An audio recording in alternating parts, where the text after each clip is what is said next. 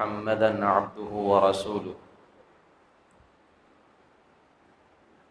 أما بعد فإن خير الحديث كتاب الله وخير الهدي هدي محمد صلى الله عليه وسلم وشر الأمور محدثاتها وكل محدثة بدعة وكل بدعة ضلالة وكل ضلالة في النار. يا أيها الذين آمنوا اتقوا الله حق تقاته ولا تموتن إلا وأنتم مسلمون. يا أيها الناس اتقوا ربكم الذي خلقكم من نفس واحدة وخلق منها زوجها وبث منهما رجالا كثيرا ونساء واتقوا الله الذي تساءلون به والأرحام إن الله كان عليكم رقيبا. يا أيها الذين آمنوا اتقوا الله وقولوا قولا سديدا يصلح لكم أعمالكم ويغفر لكم ذنوبكم ومن يطع الله ورسوله فقد فاز فوزا عظيما. اللهم نبّر بكتابك قلبي وشرح به صدري وأنطق به لساني بحولك وقوتك يا أرحم الراحمين.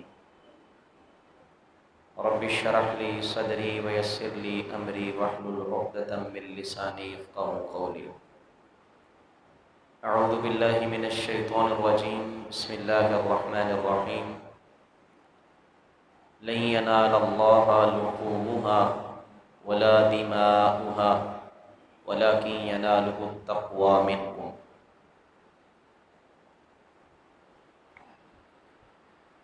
لائق احترام محترم معزز سامعین، اللہ رب العزت کے ہاں جتنے بھی فیصلے ہوتے ہیں وہ ظاہر کی بنیاد پہ نہیں کیے جاتے. اللہ رب العزت انسان کے اندر کو دیکھ کے فیصلہ کرتا ہے. ہمارے ہاں تو یہی چلتا ہے کہ ہم ظاہر کو دیکھ کے فیصلہ کر لیتے ہیں کہ فلاں بڑا سونا بندہ ہے، قد کاٹ اچھا ہے، جسم و جثہ اچھا ہے، خوبصورت ہے، سونے چہرے والا ہے، لباس اچھا پہنتا ہے. ہماری نظر تو ظاہر پہ جاتی ہے، باطن تو ہم دیکھ ہی نہیں سکتے. ہم تو اس پہ فیصلہ کر ہی نہیں سکتے کہ اندر کیا چل رہا ہے. لیکن اللہ رب العزت ظاہر نہیں دیکھتا، اور جب بھی فیصلہ کرتا ہے انسان کے اندر پہ کرتا ہے. اور یہ نبی کریم صلی اللہ علیہ وسلم کا فرمان بھی ہے، ان اللہ لا ينظر الى صورکم. اللہ رب العزت تمہارے چہروں کو نہیں دیکھتا. وہ تو نہیں دیکھتا کہ یہ بندہ خوبصورت کتنا ہے، اس کی بناوٹ کیسی ہے، اس کا لباس کتنا اجلا ہے، کتنا مہنگا ہے، یہ تو نہیں دیکھتا. وہ قد کاٹ کو جب نہیں دیکھتا، وہ ظاہر کو نہیں دیکھتا، تو کس کو دیکھتا ہے؟ وَلَكِنْ يَنْظُرْ إِلَىٰ قُلُوبِكُمْ. اللہ تمہارے دلوں کو دیکھتا ہے. اللہ کی نظر انسان کے دل پہ ہوتی ہے، اور وہ دل کو دیکھ کے ہی فیصلہ کرتا ہے. ظاہر سے بڑے بڑے سونے بندے، ابو لہب کو لہب اس لیے کہا جاتا تھا، ابو لہب کا معنی تھا شعلہ مارنے والا. بڑا خوبصورت تھا، بڑا سونا تھا، اس کا چہرہ ایسے جیسے لال انار ہوتا ہے. یعنی ہمارے ہاں یہ خوبصورتی کی ایک علامت ہے، لیکن اللہ رب العزت نے اس کے بارے کیا کہا؟ تبت یدا ابی لہب وتب. خوبصورت تو ہے، لیکن اللہ نے فیصلہ اس کی خوبصورتی پہ نہیں کیا. اب دوسری جانب کتنے صحابہ ہیں جو غربت کے مارے ہوئے بیچارے، جن کے پاس اپنا گھر تک موجود نہیں ہے، جن کے حالت ایسی ہے کہ ان کے پاس رہنے کو گھر نہیں ہے، کھانے کو کھانا نہیں ہے. اور بلال حبشی جیسے لٹے پھٹے بیچارے ہجرتوں کے مارے غلامی کی زندگی بسر کرنے والے، لیکن اللہ کو وہ اتنے پسند ہیں، اللہ نے ان کے باطن پہ فیصلے کیے، دنیا میں جنت کی بشارتیں دے دی. یہ جنتی لوگ، اس کی وجہ کیا ہے؟ وہ دل کے بڑے صاف تھے، انہوں نے اپنے اندر پہ بڑی توجہ کی تھی. ہماری توجہ ظاہر پہ ہوتی ہے، جبکہ صحابہ نے، اسلاف نے اپنی ساری توجہ اندر پہ رکھی. ہمارا آج کا جو موضوع ہے ویسے تو وہ باب نے رکھ دیا قربانی اور تزکیہ، ہم اسی پہ گفتگو کریں گے۔ یہ ایک الگ موضوع ہے کہ انسان کا جو اندر ہے اس کی اصلاح کیسے ہوگی، وہ پھر کسی گفتگو میں انشاءاللہ اس پہ بات کریں گے۔ لیکن آج کی گفتگو میں ہم نے سمجھنا ہے کہ قربانی کا تعلق ہمارے تزکیے سے، دل سے کیا ہے۔ تزکیہ کسے کہتے ہیں؟ دل کی صفائی کو۔ قد افلح من زکاہا، قرآن مجید نے کہا جس نے اپنا تزکیہ کر لیا وہ کامیاب ہو گیا۔ تزکیہ کہتے ہیں انسان اپنا دل صاف کر لے، اس کے اندر کی جو دنیا ہے نا، جیسے ظاہر بڑا خوبصورت بنایا سجایا ویسے اندر بھی سجاوٹ ہو جائے، یہ تزکیہ ہے۔ اللہ رب العزت نے قربانی کے بارے کیا فرمایا؟ جو سب سے پہلے میں نے آیت آپ کے سامنے پڑھی ہے، لن ینال اللہ لحومها ولا دماؤها ولکن ینالہ التقوی منکم۔ اللہ نے کیا کہا کہ تمہارا گوشت مجھے نہیں چاہیے، یہ جو تم نے جانور کوئی 2-4 لاکھ کا تم نے بچڑا لیا، کو 50-60 ہزار روپے کا بکرا لیا اور کوئی اونٹ لیا، کتنا پیسہ لگایا، اللہ کہتا ہے اس جانور کو تم میری طرف سپلائی تو نہیں کر سکتے، میرے ہاں تو یہ جانور نہیں پہنچے گا، اور تم نے اس کی گردن پہ چھری چلا دی، جو خون بہہ گیا یہ خون بھی میرے ہاں نہیں پہنچے گا، اس کے گوشت کو تم نے کھا لیا ہے، اس کے پکوان تم نے بنائے، وہ کھایا تم نے، اس کو کسی کو ہدیہ دیا، کسی کو صدقہ کیا، وہ تم نے سب کچھ کر لیا، مجھے اس کی ضرورت نہیں ہے۔ وَلَٰكِن يَنَالُهُ التَّقْوَىٰ مِنْكُمْ، اللہ کہتا ہے میں تمہارے دلوں کو دیکھتا ہوں کہ اندر نیت کیسی ہے، ارادہ کیسا ہے، جذبہ کیسا ہے، تمہارا اندر کس جو ہے نا جذبے کے ساتھ یہ قربانی کر رہا ہے، میں تو وہ دیکھتا ہوں۔ اللہ کو تو تقویٰ مطلوب ہے، دل۔ قربانی کا تزکیے کے ساتھ بڑا گہرا تعلق ہے، یعنی اگر آپ کا تزکیہ ہے، اگر آپ کے اندر کی صفائی ہے تو پھر قربانی ہے، اگر اندر کی صفائی نہیں تو آپ 50 جانور ذبح کر دیں، آپ 50 لاکھ کیا کروڑ لگا دیں، اللہ کو اس کی کوئی پرواہ ہے ہی نہیں۔ تو قربانی کا تو سارا تعلق ہی انسان کے تزکیے کے ساتھ ہے، دل کے ساتھ، اور ہر چیز کا تعلق ہی ویسے دیکھا جائے تو وہ نیت سے ہوتا ہے، دل سے ہوتا ہے۔ تو دل کی صفائی، تزکیہ بڑا لازم ہے، بڑا ضروری ہے۔ اللہ ہم سب کے دلوں کی اصلاح فرمائے۔ ہم نے سمجھ لیا کہ شاید یہ بڑا جانور ہے، اس کے دروازے کے سامنے اونٹ بندھا ہوا ہے، فلاں کی جو ہے نا پوسٹ اس نے گائے کی لگائی ہوئی ہے، انہوں نے گائے لی ہے، فلاں نے 2 بکرے لے لے، ہم نے ظاہر پہ فیصلے کر لیے، انہوں نے تو بڑی قربانی کر لی، ان کی قربانیاں کمال ہو گئی ہے، لیکن اللہ نہیں دیکھ رہا۔ اللہ دیکھ رہا ہے نیت کس کے ساتھ یہ قربانی لے کے آیا، اس کے دل کی صفائی کتنی ہے۔ یہ سارا سال نماز نہیں اس نے پڑھی، سارا سال اس نے مسجد کا رخ نہیں کیا، یہ مسجد تک آیا ہی نہیں ہے، اور اب یہ قربانی کر کے اپنے آپ کو بری کر لے کہ میں جنتی ہو گیا، میں نے سب کچھ کر لیا، تو یہ بندہ کھوٹا بندہ ہے۔ یہ کیسی قربانی ہے اس کی کہ اللہ کی بات مانتا ہی نہیں، اور ایک بات کو یہ کہتا نہیں میں نے قربان کر دی۔ قربانی کے اندر کتنی قربانیاں ہیں، صرف قربانی جانور کی نہیں ہے، اور یہ ساری قربانیاں اگر ہوں گی تو پھر تزکیہ ہوگا، اکیلے جانور کی قربانی سے تزکیہ نہیں ہونا۔ کتنی قربانیاں اللہ مانگتا ہے، یہ جانور تو لے آیا، اس نے 50,000 لاکھ روپے تو لگا دیا ہے، لیکن یہ ایسا بدبخت انسان ہے کہ جب اس کے کانوں میں اللہ کی طرف سے آواز آتی تھی، اذان کی آواز آتی، یہ اپنے چند منٹ قربان نہیں کر سکتا، اور یہ کہتا ہے میں نے قربانی کر لی ہے۔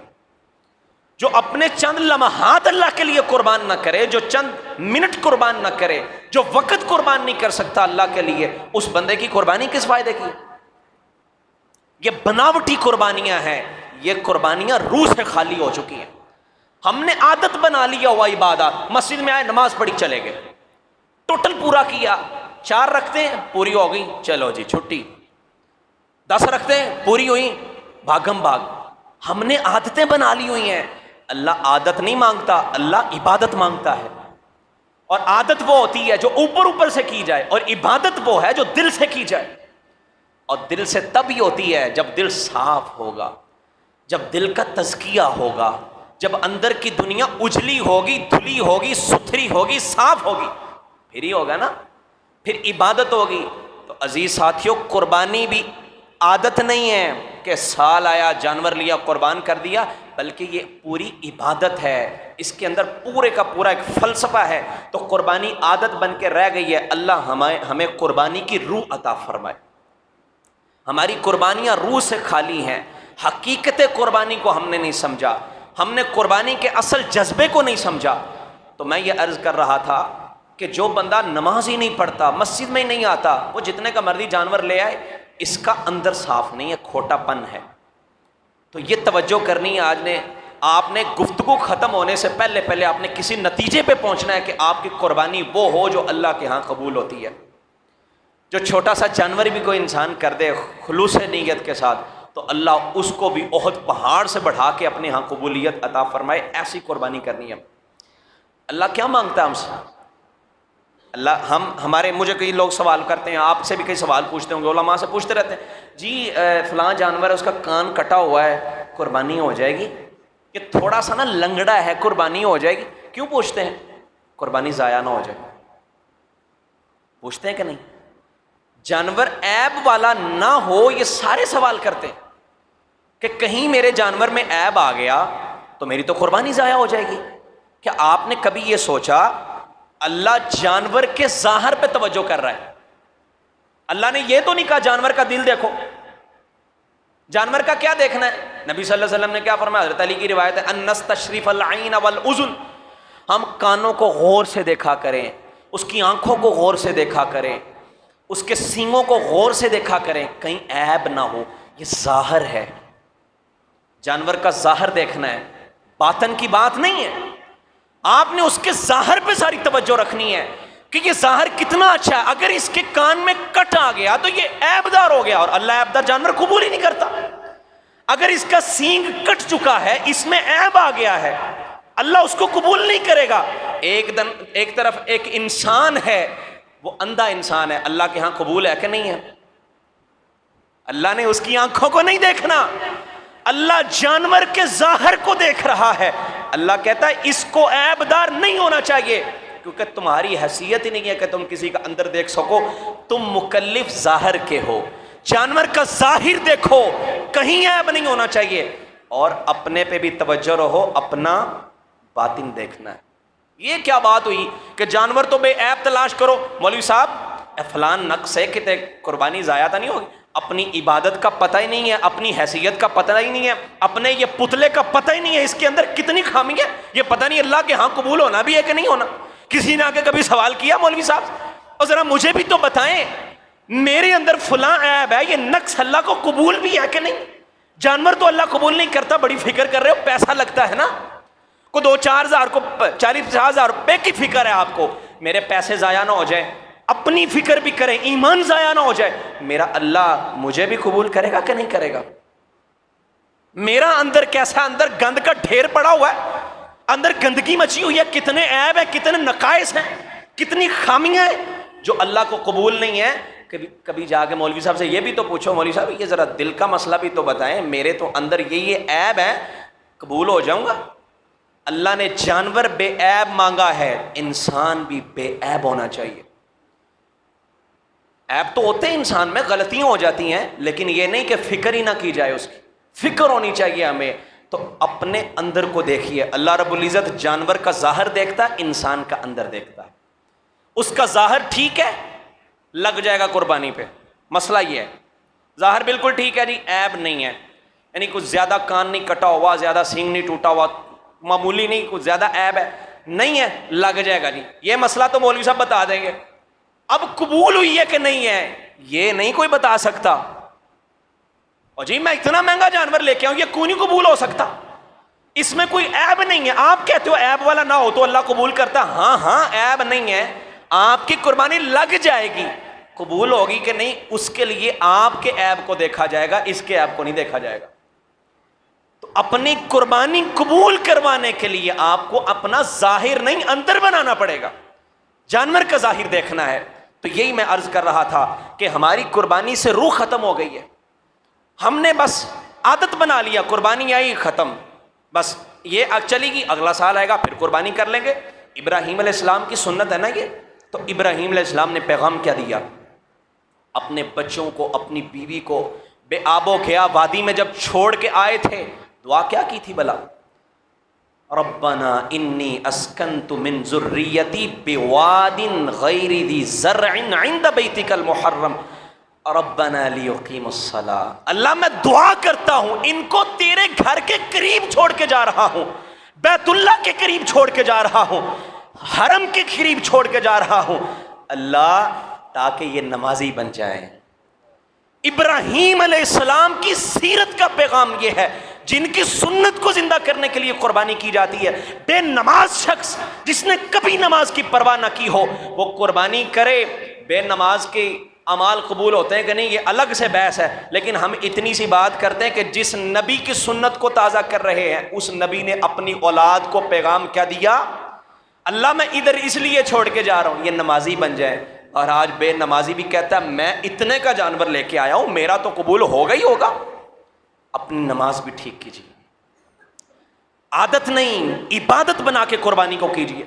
چوری کرنے والا بھی پتہ نہیں کتنے کا جانور لے کے آئے گا، غریبوں کا مال ہڑپ کرنے والا، اپنی بہن کی وراثت کا حصہ کھانے والا، لوگوں کی زمینیں ہتھیانے والا اور ناجائز قبضے کرنے والے لوگ بھی ہوں گے، اور کتنے ایسے جو جھوٹ بول کے کم تول کے فراڈ اور غش کر کے مارکیٹ میں بیٹھے ہوئے ہیں، جو اپنی جیب میں حرام بھر رہے ہیں، جو سود کھانے والے ہیں، جو رشوت لینے والے ہیں، وہ حرام کی کمائی سے بڑا جانور لے کے آئیں گے، ایسے لوگ بھی قربانی کریں گے۔ اور دنیا کو تم دھوکہ دے سکتے ہو کہ میں نے دیکھو کتنا بڑا جانور، رب کو دھوکہ کوئی نہیں دے سکتا، وہ تو جانتا ہے نا کہاں سے لیا تم نے، یہ تم نے کیسے لیا۔ اللہ ظاہر نہیں، اللہ دیکھ رہا ہے، اللہ کی نظر ہمارے دلوں پہ ہے۔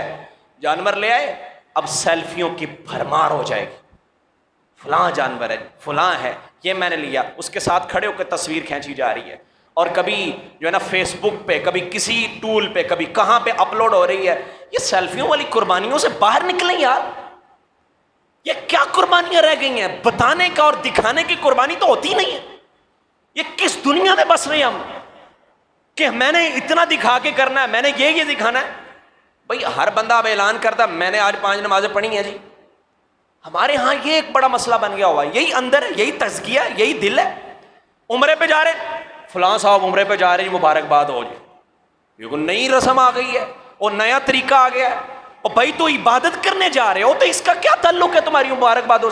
ہاں بندہ مبارکباد دے، عمرے کی دینی چاہیے، بندہ آ گیا، مل گیا، پتہ چل گیا، لیکن اب یہاں سے جمعہ پڑھنے جائیں، باہر جا کے آپ بتا دیں، پوسٹر لگا دیں آج میں نے جمعہ پڑھ لی ہے، میں نے 1 نماز پڑھ لی ہے، میں نے 2 نمازیں پڑھ لی۔ اس کی ضرورت نہیں ہے۔ قربانی کے جانور کی سیلفی اس کے ساتھ لینے کی ضرورت نہیں ہے۔ اپنے اندر کو دیکھیں اس کی صفائی کتنی ہے، یہ اللہ قبول کرے گا کہ نہیں۔ جب لے آؤ تو پھر اس کی قبولیت کے لیے فکر مند ہو جاؤ۔ مجھے یہ بتائیں، جو بندہ جانور لے کے آ جائے اسے قبولیت کا ڈر ہو، اس کو سیلفی کی پرواہ ہوگی؟ اسے تصویر لینے کی فکر ہوگی؟ اسے تو وقت ہی نہیں ملنا، وہ تو ڈر رہا ہے۔ نبی صلی اللہ علیہ وسلم کے ایک دفعہ فرمایا تھا نا، قرآن مجید کی آیت ہے کہ اللہ رب العزت کے کچھ لوگ ایسے بھی ہیں جو عبادت کے بعد ڈرتے ہیں، جو کام کر لیا، عمل کر لیا، اب ڈر رہے ہیں۔ سیدہ عائشہ رضی اللہ عنہ کہتی ہیں اللہ کے رسول یہ چوری کرنے والے ہیں؟ نبی صلی اللہ علیہ وسلم نہیں، اللہ کے رسول یہ کوئی زانی ہے جو زنا کرنے کے بعد ڈرتا اللہ سے، بدکاری کر لی ہے؟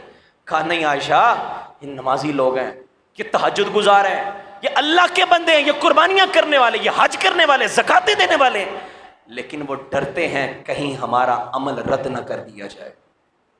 اپنے اعمال کی قبولیت کی فکر کرتے ہیں، اتنا ڈر ان کے دل میں ہوتا ہے۔ جس بندے کو اعمال کی قبولیت کی فکر لگ جائے، جس کو اپنی قربانی کے قبول ہونے کی فکریں ہوں کہ میں نے یہ قبول کروانی ہے، اس کو پھر دوسری تیسری فکریں نہیں ہوتی، اس کو دکھلاوے کا وقت ملتا ہی نہیں ہے۔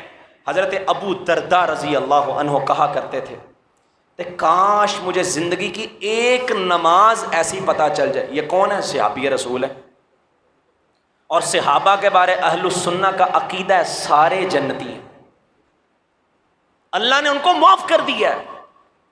اتنا بڑا مقام ہے، رتبہ ہے، کہتے ہیں ایک نماز کا پتہ چل جائے اللہ نے قبول فرما لیا ہے۔ احب الی من الدنیا وما فیہا، پوری دنیا کے خزانے مجھے مل جائیں، مجھے وہ اتنے پسند نہیں ہیں جتنا مجھے یہ اچھا لگے گا کہ میری ایک نماز قبول ہو گئی، ایک نماز قبول ہو گئی۔ کس زوم میں مبتلا ہے، کس آپ جو ہے نا وہ تکبر اور انا کے اندر پھرتے ہیں، میں اتنا کچھ کرتا ہوں، میں یہ کرتا ہوں، وہ کرتا ہوں۔ صحابی رسول کر ایک نماز کا پتہ چل جائے مجھے قبول ہو جائے تو میرے لیے یہ بہت اچھی بات ہوگی، ہم نماز پڑھیں اس کے بعد ڈریں، قربانی کریں ڈریں، اللہ میری یہ عبادت قبول فرما لے۔ تو یہ تب ہوتا ہے جب انسان کا اندر صاف ہوگا، جب عادت نہیں عبادت بنے گی قربانی۔ والدین ناراض ہیں، ابا جی خرچے سے تنگ ہے، ماں کو کبھی پیسہ نہیں دیا، اس کی جیب میں پیسہ نہیں ڈالا، اور یہ صاحب قربانی لے کے آئے ہیں، 1.5 لاکھ روپے کا بچڑا لیا ہے انہوں نے، 2.5 لاکھ روپے کا انہوں نے جو ہے نا وہ بچڑا خریدا ہے، ماں کو کبھی پوچھا نہیں ہے، باپ کو کبھی پوچھا نہیں ہے، وہ بھوک سے بلکتے رہے، اسے کوئی پرواہ نہیں ہے۔ ایسا بندہ کھوٹا انسان ہے، اس کے دل میں کھوٹ ہے، جو ظاہر تو بناتا ہے لیکن اس نے اللہ سے تعلق نہیں بنایا۔ ابراہیم علیہ السلام نے کیا کہا تھا؟ میں ساتھ ابراہیم علیہ السلام کو جوڑ رہا ہوں، اس کی وجہ یہ ہے کہ یہ ان کی سنت ہے کہ انہوں نے کس طرح ابراہیم علیہ السلام کو تزکیے والے بندے ہیں نا، یہ تو آپ کو یقین ہے، اللہ رب العزت نے کیا کہا ابراہیم کی پیروی کرو، فتبع ملت ابراہیم حنیفہ، ہمیں یہ حکم دیا ابراہیم علیہ السلام کی پیروی کرنی ہے، وہ بھی ہمارے لیے اسوہ اور قدوہ کی حیثیت رکھتے ہیں۔ تو ابراہیم علیہ السلام کا اسوہ کیا تھا؟ قربانی کیسے ہوتی ہے؟ والدین ناراض ہو تو قربانی ہو جائے گی؟ اللہ اکبر۔ ابراہیم علیہ السلام باپ سے کہتے ہیں ابا جی ایمان لے آئیں، اور باپ بھی کوئی عام نہیں ہے، نمرود کا خاص مشیر ہے، باپ کو دعوت دی، عقلی دلائل دیے، باپ نہیں مانا، کہا اراغب انت عن آلہتی یا ابراہیم، اور تو باز نہیں آتا، تو میرے بتوں کے خلاف باتیں کرتا ہے، لارجمنک، تجھے پتھر مار کے ہلاک کر دوں گا میں۔ ابراہیم علیہ السلام نے آگے سے کیا کہا؟ درست لہجہ ہے باپ کا، سختی کر رہا ہے، باپ بڑے سخت لہجے میں بات کرتا ہے، اور بیٹا آگے نبی ہے، بندہ اگر نہیں مانتا تو نہ مان، ٹھیک ہے میں تجھے دعوت دے رہا ہوں، اچھی بات بتا رہا ہوں، اور تو آگے سے مجھے گالیاں دیتا ہے۔ اللہ اکبر۔ یہ ابراہیم تھے، یہ دل کے صاف انسان تھے، تزکیے والے تھے۔ کہا سلام علیک، ابا جان آپ پہ سلامتی ہو، اللہ آپ پہ رحمتیں کرے، میں اللہ سے دعا کروں گا اللہ آپ کو معاف کر دے۔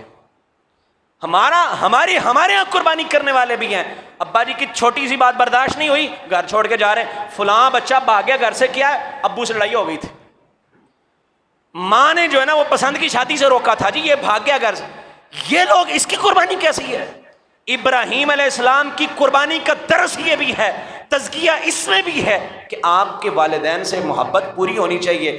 وہ باپ کی سختی کو بھی آگے سے نرمی سے کہتے ہیں ابا جی آپ پہ سلامتی ہو، کوئی بات نہیں ہے۔ تو عزیز ساتھیو، جانور پہ جو آپ پیسہ لگا رہے ہو نا، اس کی قیمت تبھی وصول ہوگی، اس کا اجر تبھی ملے گا جب آپ کی اندر کی صفائی ہوگی، جب تزکیہ ہوگا، جب یہ سارے اصول سمجھے جائیں گے جو ابراہیم علیہ السلام نے سمجھے تھے۔ خواہشات کے غلام، چھوٹی چھوٹی خواہش پہ مر مٹنے والے، اللہ کی نافرمانیاں کرنے والے، منافع خور، اور کیسے کیسے لوگ، اور کہتے رہی ہم قربانی کریں۔ میں یہ نہیں، میں آپ کو ڈسہارڈ نہیں کرنا چاہتا کہ آپ قربانی نہ کریں، میں یہ کہتا ہوں جو قربانی کرنی ہے تو اچھی کریں، جو آپ کی قبول ہونے کے چانسز زیادہ ہوں، بس اتنی سی بات ہے۔ جیسے کوئی بھی مسئلہ ہوتا ہے تو لوگ ہدایات دیتے ہیں، اس طرح سے کرو گے تو اچھا ہوگا، اس طرح سے کرو گے تو مسائل پیدا ہوں گے۔ قربانی کرنے کی پابندی نہیں لگا رہے آپ پہ، لیکن یہ کہنے کی کوشش کر رہا ہوں کہ قربانی ایسی کریں جس کے زیادہ امکان ہو کہ اللہ اس کو قبول کر لے گا۔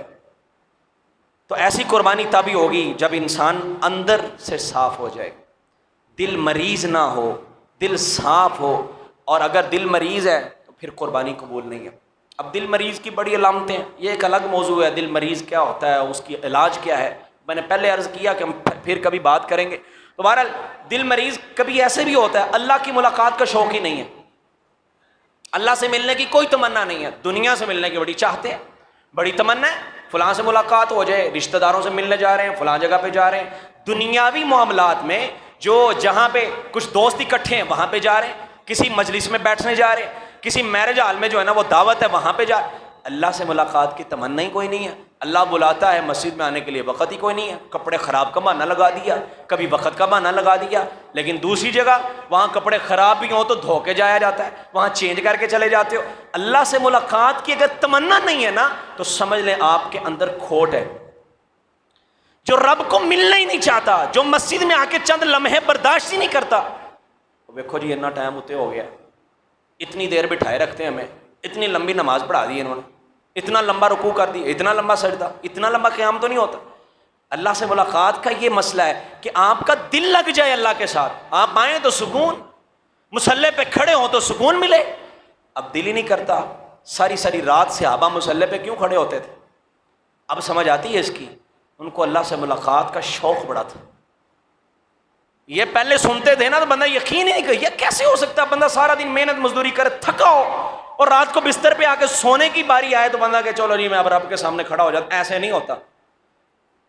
آج موبائل نے آ کے یہ مسئلہ بھی حل کر دیا ہے۔ موبائل پہ لوگ ساری ساری رات لگے رہتے ہیں، یہ کیوں ہے؟ اس سے دل لگا ہوا ہے۔ اللہ سے ملاقات کا شوق ختم ہوتا جا رہا ہے آج بھائی۔ اللہ سے ملاقات کی تمنا اگر نہیں ہے نا تو دل میں کھوٹ ہے، دل بیمار ہے، تزکیہ نہیں ہے، اس کو تزکیے کی ضرورت ہے۔ لہٰذا باطن پہ نگاہ رکھیں، اپنا اندر دیکھتے رہیے، سنوارتے رہیے۔ کہیں پہ خرابی آ گئی، کہیں پہ مسئلہ بن گیا تو بیمار دل والے کی قربانی اللہ کے ہاں قبول نہیں ہوگی۔ اچھا یہاں پہ ایک بات اور بھی آپ کے ذہن میں آ سکتی ہے، مولوی صاحب ساڈے دل تو ٹھیک نہیں، آپ کہہ رہے ہیں دل بیمار ہوتا ہے تو مسئلہ بن سکتا ہے، دل تو ٹھیک ہے تو چل رہا ہے نا بندہ، میڈیکل اور سائنس تو یہی کہتی ہے اگر دل بند بندہ ختم۔ میں جو بات کر رہا ہوں نا وہ روحانی طور پہ بات کر رہا ہوں۔ روحانی طور پہ مسائل ہوتے ہیں، ہمارا دل بیمار ہو جاتا ہے، جسمانی طور پہ تو سارے ٹھیک ہے، جسمانی طور پہ تو دل دھڑک رہا ہے بالکل ٹھیک ہے، اس کی جو ہے نا وہ ہارٹ بیٹ جتنی بھی ہے اس کا جو لیول ہے وہ بالکل اپنی جگہ پہ ہے، لیکن روحانی طور پہ یہ دل بیمار ہو گیا ہوا ہے، روحانی طور پہ اس کے اندر نقص آ گیا ہوا ہے، اس میں مسائل پیدا ہو گئے ہوئے ہیں۔ اور روحانی طور پہ دل بیمار ہو جائے تو پھر یہ دل اتنا خراب ہوتا ہے، اتنا خراب ہوتا ہے، رب کا قرآن کہتا ہے یہ پتھروں سے بھی زیادہ سخت ہو جاتا ہے۔ پتھر سے زیادہ ہو سکتا ہے دل سخت؟ نہیں ہوتا۔ آپ دل کو نکالیں کتنا نرم ہے، چھوٹا گوشت کا لوتھڑا نرم ہوتا ہے، لیکن رب کا قرآن کہتا ہے یہ پتھر سے بھی زیادہ، او اشد قسوہ، پتھروں سے بھی زیادہ سخت ہو جاتا ہے۔ اس کی وجہ کیا ہے؟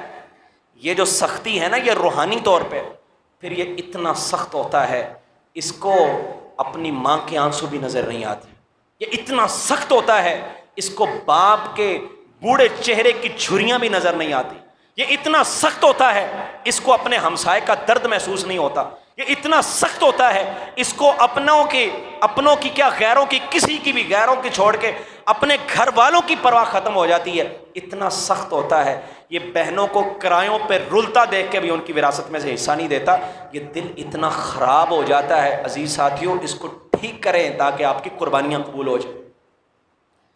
تو یہ روحانی طور پہ دل بیمار ہو جاتا ہے، دین سے غافل ہو گیا۔ اب اتنا غافل دل ہے، میڈیکلی طور ہر علاقے میں جو ہے نا وہ کیا اس کو کارڈیالوجی کے شعبہ جات بنے ہوئے ہیں، ہر جگہ پہ بنے ہوئے، ہر ہاسپٹل میں ایک یہ شعبہ مختص ہے، یہاں دل کا علاج ہوتا ہے کہ نہیں ہے؟ ہر جگہ پہ مہینے بعد، ہفتے بعد، سالانہ چیک اپ کروایا جاتا ہے۔ دل کا مسئلہ خراب تو نہیں کہیں؟ کیونکہ دل تو بڑا اہم ہے۔ یہ تزکیے کی جو میں بات کر رہا ہوں نا، جو دل کی صفائی ہے یہ اور ہے، جو جسمانی طور پہ پوری حفاظت کی جاتی ہے اس کی۔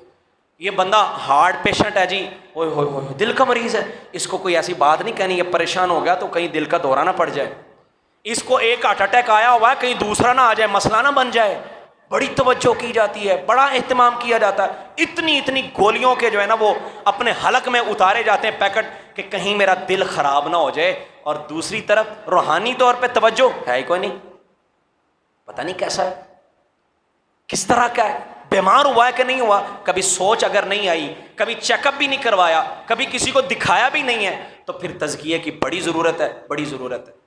اور کبھی دل خراب روحانی طور پہ ہو جائے تو اس میں یہ بھی تکبر آ جاتا، خاندان آگے لے کے، میرا خاندان بڑا ہے، میں چودھری ہوتا ہوں، میں بٹ ہوتا ہوں، میں جٹ ہوتا ہوں، میں یہ ہوں، میں وہ ہوں، تکبر اتنا، میرے پاس پیسہ بڑا ہے، یہ میرے ساتھ کیا بات کرتا ہے۔ تو کبھی دل سخت ہو جائے اور اس میں تکبر آ جائے، یہ بھی بیمار دل ہے، اس دل میں بھی نقص ہے، اس کی قربانی بھی اللہ کے ہاں ہو سکتا قبول نہ ہو۔ میں پھر بھی یہ کہہ رہا ہوں ہو سکتا ہے قبول نہ ہو، کیونکہ اندر خراب ہے، اندر گند پڑا ہوگا تو مسئلہ خراب ہی خراب ہے۔ اور خاندان کے نام پہ بڑے بننے والے، اللہ تو دیکھتا ہی نہیں ہے، میں نے پہلے عرض کیا اللہ نہیں دیکھتا، یہ غلام ہے، آزاد ہے، اس کا خاندان کیسا ہے۔ ایک موچی ہے، موچی اللہ اکبر، محمد بن المنکدر، بڑے بڑے چودھری نکلے، بارش نہیں ہو رہی تھی، کہتے چلو باہر نکلے بارش مانگنے کے لیے، بارش ہی نہیں ہو رہی، اتنے مسائل خراب ہو گئے، اتنی فاقہ کشی ہو گئی، ہر بندہ پریشان ہے۔ کسی نے محمد بن المنکدر سے کہا موچی ہے، موچی کی حیثیت کیا ہمارے ہاں؟ ہم کہتے ہیں یہ کمی کمین ہے۔ یہ تب کہا جاتا ہے جب اندر خراب ہو جاتا ہے، جب اندر کی دنیا بدل جائے، جب اندر خراب ہو جائے، جب تزکیہ نہ رہے، پھر انسان کسی کو حقیر سمجھتا ہے، یہ میرے برابر کا نہیں ہے جی، ہم اس کے ساتھ نہیں بیٹھیں گے، ہمارے پلے کا بندہ ہوگا تو ہم اس سے بات کرتے ہیں، تو میری حیثیت کا ہی نہیں۔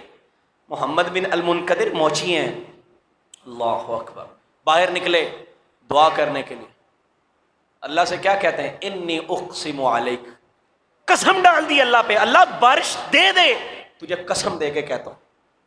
اب لوگ حیران ہیں، موچی کی کیا حیثیت؟ اور نبی صلی اللہ علیہ وسلم نے کیا کہا تھا؟ اللہ اکبر۔ آج کوئی چھوٹا جانور ذبح کرتا ہے نا، لوگ اس کو دیکھتے ہیں، بکری لے کے آئے، ان کے گھر میں پوچھ پوچھ کے لوگ مار دیتے ہیں بیچارے غریبوں کو۔ اور بھائی تم قربانی کرتے ہو، کرو یار، جتنی مرضی قربانیاں کرو، 10 جانور ذبح کرو، جس بیچارے کے پاس نہیں پیسہ، جس کے پاس حیثیت نہیں، اس کو پوچھ کے کیوں مارتے ہو؟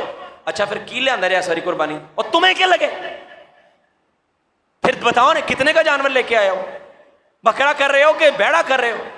نبی صلی اللہ علیہ وسلم کے زمانے میں صحابہ کہتے پورے گھرانے کی طرف سے ایک قربانی ذبح کرتے، ایک بکری سب کے لیے کافی ہے۔ مسئلہ تو یہی ہے، اگر ایک گھر میں 4 بھائی رہتے ہیں، ابا جی کی جو ہے نا وہ سارا گھر ابا جی چلانے والے ہیں، وہ سارے خرچہ ابا کو دیتے ہیں، ایک بکری بھی کر لیں تو ان کی قربانی ہو گئی ہے سب کی۔ اگر چولہے الگ الگ ہوں گے تو پھر الگ الگ کرنی پڑے گی نا، ویسے تو سب کی۔ تو آج یہ پوچھا کیوں جاتا ہے ایویں؟ اچھا ہم تو یہ لے کے آئے، آپ بتاؤ، آپ اپنے جانور کی تصویر سینڈ کرو، ہم نے تو یہ بچوں کے ساتھ یہ معاملات ہوتے ہیں، وہ باہر لے کے پھر رہے ہوں گے، ایویں کسی سے پوچھتے ہیں غریب کا بچہ ہے، ہم نے تو یہ جانور لیا، تمہارا کدھر ہے، تم بھی لے کے آؤ۔ اللہ اکبر۔ غریب بندے کو قربانی کے لحاظ سے کبھی بھی حقیر نہ بنائیں، اللہ ظاہر نہیں دیکھتا۔ جی ساتھیو، محمد بن المنکدر کہتے ہیں اللہ تجھے قسم دیتا ہوں بارش دے دے، لوگ دیکھتے ہیں یہ تو موچی ہے، اللہ رب العزت نے بڑے بڑے چودھریوں کی نہیں قبول فرمائی، اس موچی کی دعا کو قبول کر کے اللہ نے بارش کی برسا برسا دی۔ اللہ تو دیکھتا ہے کہ یہ بندہ اندر سے کتنا پیارا ہے، یہ اللہ کا کتنا قریبی ہے، دل میں خود غرضی آ جاتی ہے۔ گوشت کیا، اب جو کوئی جاننے والے ہیں نا 2-4 بندے جن کے پیٹ پہلے ہی کھا کھا کے سیر ہوئے ان کے گھر گوشت بھیج دیں گے۔ کیوں بھیجیں گے؟ ادھر سے کچھ آ بھی تو جائے گا نا۔ پلیٹ اس کے گھر عید والے دن کھیر کی لوگ کہیں بھیجتے ہیں جہاں سے خالی نہ آئے، خود غرض ہے نا، یا پھر اپنی پرواہی ہے، بس کسی کی پرواہی کوئی نہیں ہے، سارا گوشت کھا کے سٹور کر لیا۔ ایسی بھی تعلیم نہیں دی۔ قربانی پہ خصوصی عقیقہ ہے نا، عقیقے پہ آپ سارا گوشت کھا لیں، کوئی مسئلہ نہیں، جو مرضی جانور کریں، دونتے کی شرط بھی نہیں ہے، کریں، ذبح کیا، گھر میں کھا لیا، عقیقہ ہو جائے گا۔ لیکن قربانی تب تک نہیں ہوگی جب تک اس میں سے صدقہ نہ کیا جائے۔ اللہ خود غرضی سے باہر نکالنا چاہتا ہے۔ اللہ تمہیں احسار کا سبق دینا چاہتا ہے کہ تمہیں سمجھ آئے کہ دوسروں سے تعاون کرنا ہے، دوسرے سے محبت کرنی ہے۔ کسی غریب کے گھر میں بھی کوئی شاپر بھیج دو، کیا فرمایا؟ یہ مسئلے کی بات ہے، آپ کسی بھی عالم دین سے پوچھ لیں، میں قرآن کی نص سے یہ بات کر رہا ہوں، قربانی اگر آپ ساری کا سارا گوشت کھا لیں گے وہ قربانی قبول ہی نہیں ہو سکتی۔ اطعم البائس الفقیر، اطعم القانع والمعتر، حدیث قرآن کے الفاظ ہیں، خود بھی کھاؤ دوسروں کو بھی کھلاؤ۔ حکم ہے، شاید تم تھوڑا سا صدقہ، ہمارے یہاں 3 ڈیریاں کر دی جاتی ہیں، یہ رشتہ داروں کی ہے، یہ صدقہ ہے، یہ گھر والوں کی ہے، ٹھیک ہے، کوئی بات، بہت اچھا ہے، لیکن اگر کوئی بندہ تھوڑا سا صدقہ کر دے باقی سارا اپنے پاس رکھ لے تب بھی ٹھیک ہے، لیکن اگر کوئی صدقہ کرے ہی نہ تو اس کی قربانی قبول نہیں ہوگی۔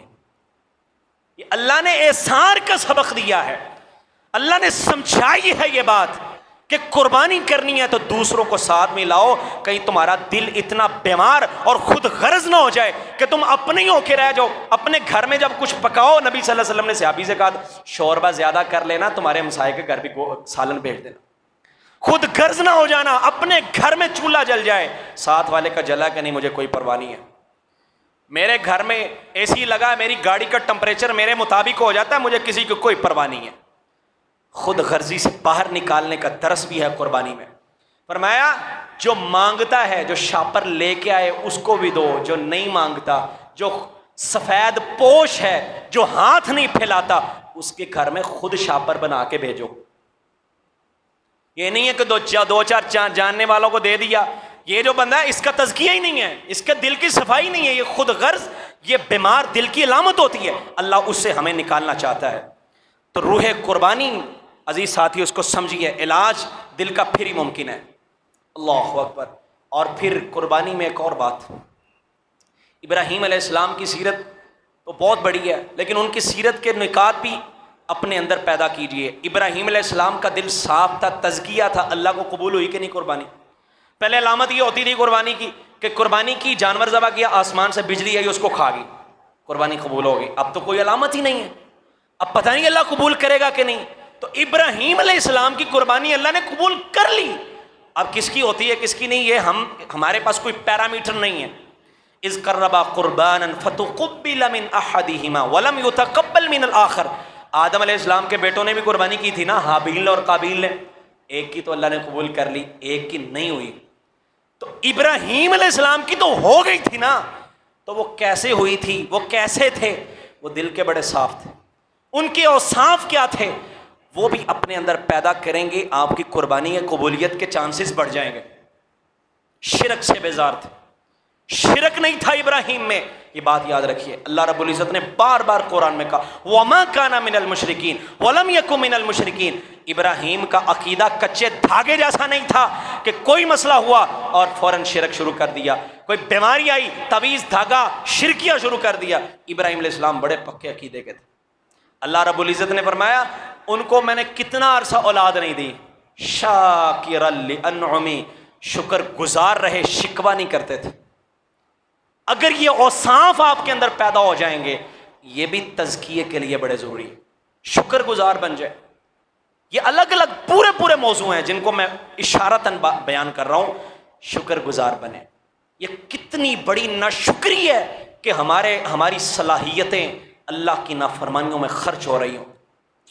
کتنے لوگ ایسے اللہ نے بڑا کچھ دیا ہوا، بڑی صلاحیتیں دی ہیں، لیکن غلط جگہ پہ خرچ کرتے ہیں، یہ ناشکر انسان ہے۔ ہماری اولادیں کیا کر رہی ہیں؟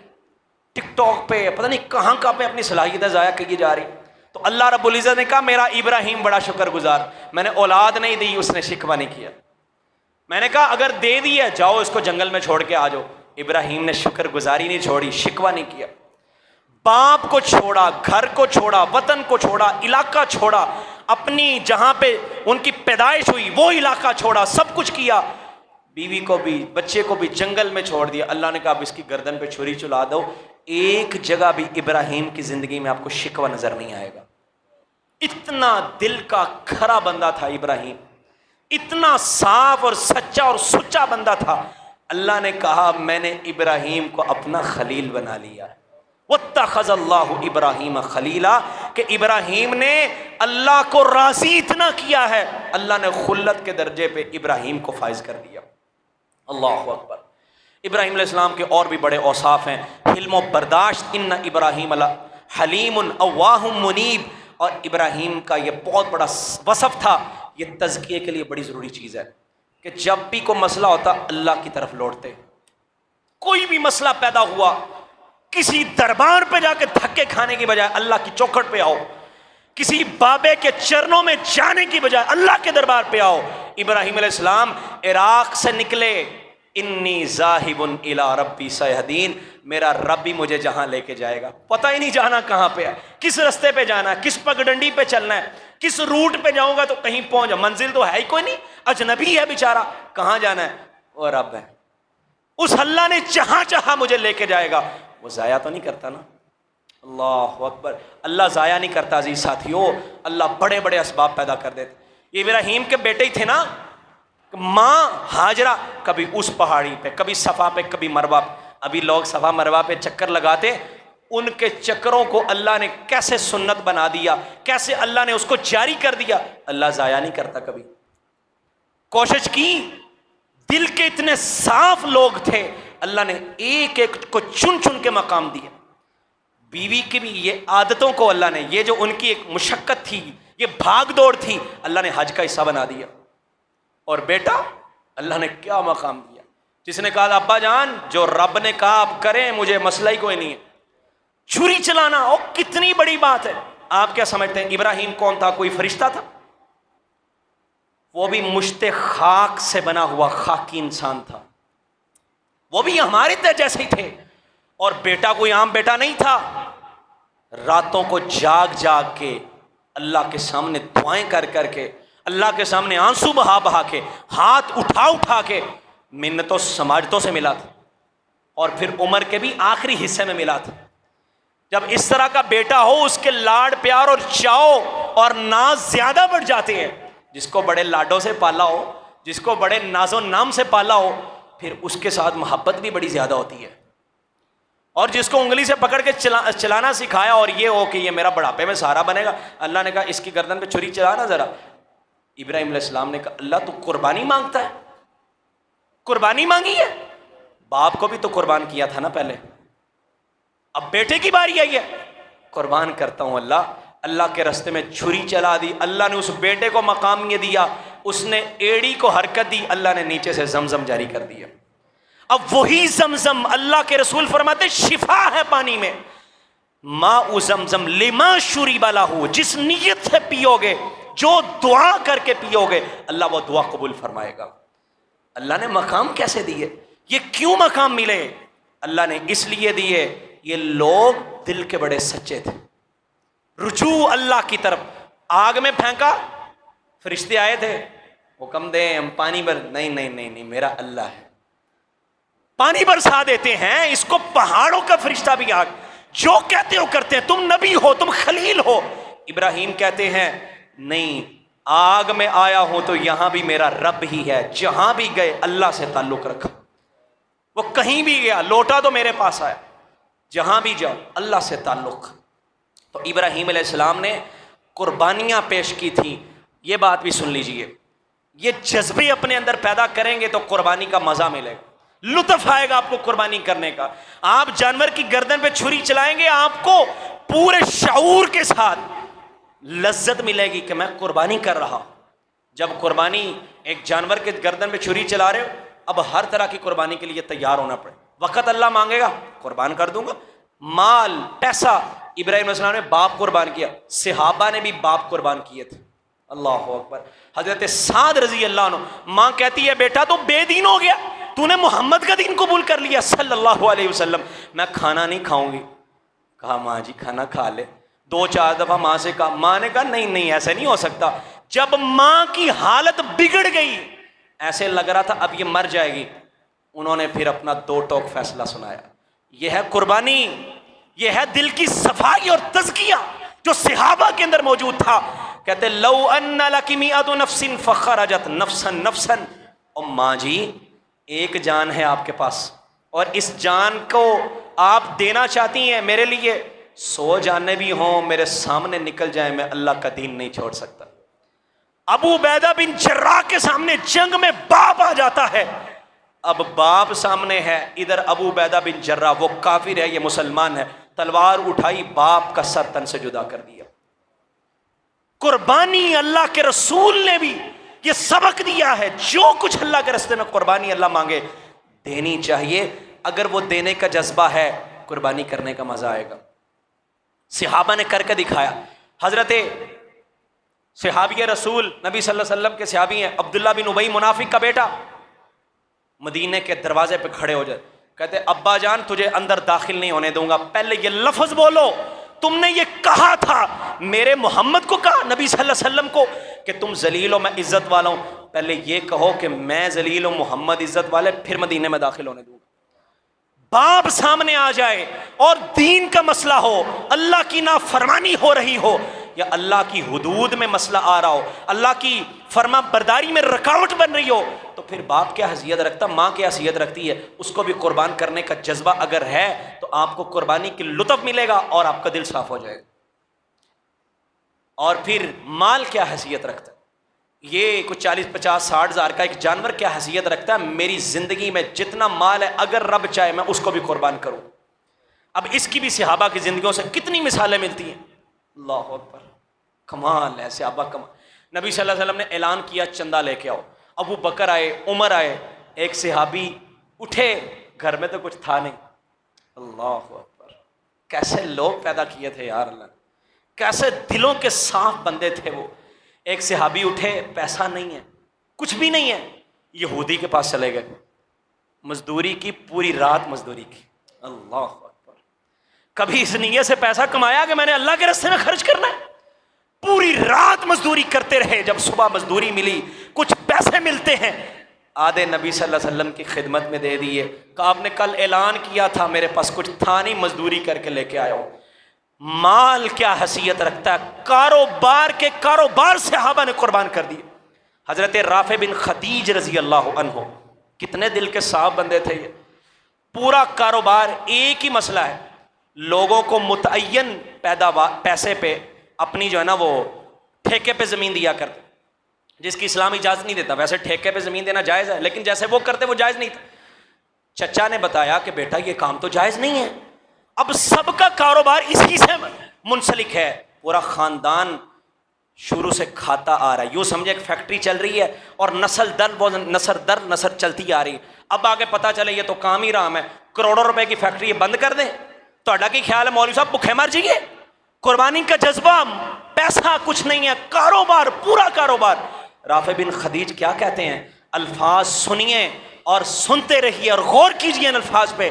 کہتے ہیں طاعت اللہ ورسولہ انفع لنا, اللہ اور اس کے رسول کی اطاعت یہ مجھے کاروبار سے زیادہ منافع بخش ہے. مجھے اس کاروبار کی کوئی ضرورت نہیں ہے جو اللہ کی نافرمانی کروانے والا ہو. اللہ کی فرما برداری میں کچھ بھی حائل ہو جائے اس کو قربان کرنے کا جذبہ پیدا ہونا چاہیے. یہ ہے تزکیہ. حضرت سلیمان علیہ السلام نے اپنے گھوڑوں کو کاٹ دی نا, ان کو قربان کر دیا. اللہ نے پھر وہ جو گھوڑوں پہ سفر کرتے تھے, مہینوں کا سفر, اللہ نے ہوائی تابع کر دی. جاؤ جو مہینوں کا سفر تو منٹوں میں طے کر لو. اللہ دنیا میں ہی دکھا دیتا. مجھے ایک واقعہ یاد آ گیا, بس اپنی بات کو ختم کرتا ہوں. اللہ اکبر. سلیم رؤوف صاحب نام آپ نے سنا ہوگا, انہوں نے چھوٹے چھوٹے کتابچے لکھے ہیں, ننا مجاہد اور اس طرح کی کچھ چیزیں ہیں, ننا مبلغ. ان کی بیٹی کا بڑا پیارا واقعہ ہے. گجرانوالہ میں وہ رہتے ہیں اور خود انہوں نے یہ بات سنائی. میرے ساتھ بھی ان کا رابطہ ہے. کہتے بیٹی میری نے پوری زندگی کی محنت کے ساتھ نا, اگر دل صاف ہو اور قربانی کا ایسا جذبہ ہو تو اللہ پسند کتنا کرتا بندے کو. اس نے پاکٹ منی جو اس کو پیسے ملتے تھے نا وہ جمع کرتی رہی. جب بڑی ہو گئی, بالغ ہو گئی, اس نے کہا ابا جان یہ پیسے جمع کیے, میں نے عمرے پہ جانا ہے. کہتے میں نے دیکھا کہ پیسے کتنے کو ہیں, کچھ پیسے میں نے کہا میں ڈالتا ہوں, تو ہم نہ دونوں عمرہ کراتے ہیں. بیٹی نے کتنی محنت کی ہے. آج تو بچے کو پیسے ملتے وہ چاکلیٹ لے لیتا ہے, کسی کو پیسے ملتے وہ کہتا ہے میں نے ٹیبلٹ لینا ہے, میں نے موبائل لینا ہے, میں نے یہ لینا, میں نے یہ. تربیت کا بھی بڑا فرق ہوتا ہے. تو کہتے ہیں میری بچی نے کہا میں نے عمرے پہ جانا ہے. ٹھیک ہے, کسی جگہ پہ کوئی اعلان ہوا, میں نے ویسے کوئی اعلان نہیں کرنا, پریشان نہ ہوئیے گا. لوگ کہتے ہیں مولوی صاحب نے لگ رہا ہوں چندہ مانگنا ہے. ہمیں اعلان نہیں کرنا, لیکن بات آپ کو سنا رہا ہوں. کوئی اعلان ہوا, کوئی کسی کو ضرورت تھی, ضرورت مند تھا. بیٹی کہتی ابا جان یہ جو میری ساری زندگی کی کمائی ہے نا, پاکٹ میں نہیں ہے, دو 4 روپے 10 20 100 روپے جمع کیے, ابا جان یہ ادھر دے دیں, وہاں پہ لوگوں کو زیادہ ضرورت ہے. جیسے آج تھر پارکر میں چولستان میں لوگ بلک رہے, پانی کی ان کو بڑی ضرورت ہے, کہ ابا جان ان کو دے دے. سارے حیران, بیٹی یہ کیا فیصلہ کیا, تو دے دیں کوئی بات, میرا یہی فیصلہ ہے, میں نے اللہ کے راستے میں دینے. قربانی کا جذبہ, اللہ نے پتہ اس لڑکی کو مقام کیا دیا, آج بھی وہ موجود ہے. کہتے ہیں میرے پاس ایک دوست آئے, پرانے دوست تھے, وہ کہتے ہیں یار تمہاری بیٹی ہے. میں نے کہا تمہاری بیٹی سے اپنے بیٹے کی شادی کروا دوں. کہتے ہیں یار مجھے تو پتہ ہی نہیں تھا تمہارا بیٹا بھی ہے. کہاں رہتا ہے؟ مکہ میں رہتا ہے. کہاں؟ بیت اللہ کے قریب. ایک عمرہ کرنا تھا, اللہ نے 5 وقت کا نمازی بنا دیا بیت اللہ. اللہ اکبر. یہ جذبہ اگر آپ کے اندر پیدا ہو جائے کہ قربانی ہر کام میں ہوگی, آپ کا دل صاف ہے, پھر قربانی کرنے کا لطف آئے گا. آپ جانور کی گردن پہ چھری چلائیں, اپنی خواہشات کی گردن پہ بھی چھری چلا دے. اب کچھ بھی ہو جائے, میں نے اللہ کی نافرمانی نہیں کرنی. جہاں پہ اللہ کی نافرمانی ہوگی, پھر وہ کوئی بھی میرے راستے میں آئے, میں اس کو قربان کرنے سے کبھی بھی دریغ نہیں کروں گا. اللہ ہمیں قربانی کے فلسفے کو سمجھنے کی توفیق دے. اللہ قربانی کا جو مقصد ہے، جو اس کی روح ہے، اس کو سمجھنے کی توفیق عطا فرمائے۔ قربانی کے جانور کو بھی اللہ نے جو ہمیں اس کے بارے چیزیں بتائی ہیں، وہ اس سے بھی یہ سمجھ آتی ہے اللہ نے پورا ایک مقصد رکھا ہے، صرف ایک جانور نہیں۔ اللہ کہتا ہے لا تذبحوا الا مسنہ، دونتا ذبح کرنا، دوسرا نہیں کرنا۔ اس میں فلسفہ ہے کہ جوانی کی عبادت کرو، اور اللہ نے یہ کہا 4 جانور، اس کے علاوہ کوئی کرو گے میں قبول نہیں کروں گا۔ ہاں اس کی نسل میں سے ہو تو الگ بات ہے، جیسے بھینس ہے، یوک ہے، یا کوئی اور چیز ہے۔ ایک بندہ یہاں ہرن لے کے آ جائے، دیکھو جی میں ہرن لایا ہوں اتنا مہنگا، حلال تو ہے نا، ہو جائے گا قربانی؟ نہیں ہوگا۔ کیوں؟ اللہ نے پورا فلسفہ، جو اللہ نے کہا وہی کرنا ہوگا، پھر تزکیہ ہوگا، پھر قربانی بھی قبول ہوگی، دوسرے عمل بھی قبول ہوں گے۔ بندہ کہتا لو جی میں کوئی غلط کام تو نہیں کر رہا نا، یہ 7واں 40واں فلاں فلاں فلاں، او بھائی کیا اس میں غلط کیا ہے؟ اچھا ہی تو ہے، اور ہرن کی قربانی بھی تو اچھی ہے، لیکن شریعت نے نہیں کہا، نہیں کر سکتے۔ نبی صلی اللہ علیہ وسلم کے صحابی ہے، اللہ کے رسول عید کی نماز پڑھنے آیا، میں تو قربانی کر کے آیا ہوں۔ آپ نے فرمایا کیوں؟ کہا میں نے کہا غریبوں کو گوشت جلدی سے دے دوں، بیچارے پکا لیں۔ نیت کتنی چنگی ہے، ماڑی نیت ہے، اچھی ہے کہ نہیں؟ اور بھائی گھر میں کھانا پکا کے اس پہ ختم پڑا فلاں کیا، اور نیت چنگی ہے نا، میلاد منا رہے، مسئلہ کیا مولوی صاحب آپ کو؟ اور چنگا کام بھی نہیں کرن دیندے یار سانو، مسئلہ کیا آپ کو؟ صحابی نے تو اچھا کام کیا تھا نا، کتنی پیاری نیت تھی۔ اللہ کے رسول نے فرمایا من ذبح قبل الصلاۃ فلیذبح مکانہ اخری، جس نے نماز سے پہلے ذبح کیا ہے اس کی قربانی کوئی نہیں ہے، وہ صدقہ ہے، دوبارہ قربانی کرو۔ جتنی مرضی نیت اچھی ہو، اگر سنت کے مطابق نہیں ہے پھر بھی قبول نہیں ہے۔ یہ فلسفہ بھی سمجھیں گے، دل کی بھی اصلاح ہوگی، قربانی بھی قبول ہوگی۔ ہمیں غور کرنا ہے، ابراہیم علیہ السلام کی صفات کو پیدا کریں، قربانی کے فلسفے پہ غور کریں، اور پھر تزکیہ ہوگا، دل صاف ہوگا، اللہ ہماری قربانیاں قبول کرے گا۔ اور قربانی کرنے کے بعد پھر دعا کرے، اللہ اس کو قبول فرما لے۔ اللہ ہم سب کو ہمت عطا فرمائے، اور اللہ ہم سب کی جتنی بھی نیک عبادات ہیں بشمول قربانی اللہ قبول فرمائے۔ اقول قولی ھذا وآخر دعوانا الحمد للہ رب العالمین۔